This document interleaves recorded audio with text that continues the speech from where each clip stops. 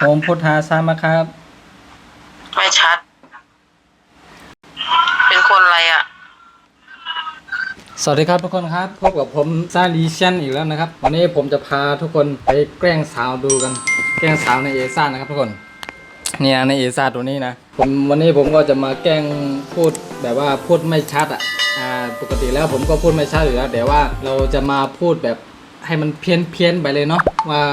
สาวๆเขาจะรู้สึกยังไงแล้วเขาจะคุยกับเราหรือเปล่าแล้วก็จะพูดแบบว่าผมพูดท้ามาช้านะครับอะไรประมาณนี้แต่ผมก็พยายามที่จะพูดให้มันชัดขึ้นอย่างนั้นนะทุกคนเดี๋ยวไปดูกัน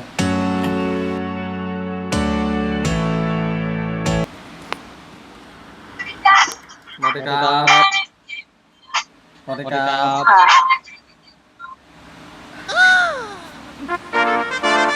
สวัสดีครับ สวัสดีค่ะ ทานอะไรอยู่ครับทานอะไรอยู่ครับ หนูไม่ได้ยินเสียงพี่อะค่ะ ไม่ได้ยินเหรอ ไม่ได้ยินเสียงค่ะ ปาดโอ้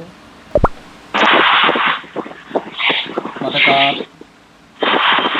เยอะ ปัดสวัสดีครับ สวัสดีค่ะ ทานอะไรอยู่ครับ นั่งเล่น ผมพุทธาสามาครับ No. ไม่ชัด มาใช่คนทาครับ ไม่ใช่เหรอ มาใช่ครับ เป็นคนอะไรอ่ะ คนทายาครับคุณรู้จักไหมครับ หลอกหลอกอ่ะ จริงๆครับ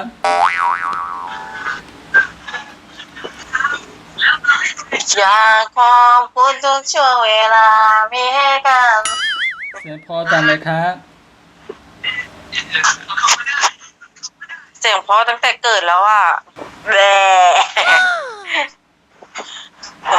อยู่ไหนครับเนี่ย อยู่ห้อง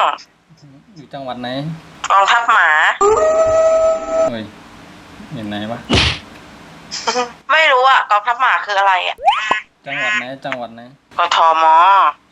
รู้จักกทมปะ ไม่รู้จักครับ กรุงเทพมหานครไง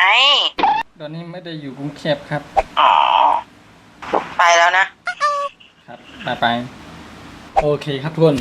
มันไม่ค่อยมีคนคุยเลยทุกคนเอซ่าตัวเนี้ยมันมีแต่คนปัดทิ้งปัดทิ้งปัดทิ้งปัดทิ้งปัดทิ้งปัดทิ้งปั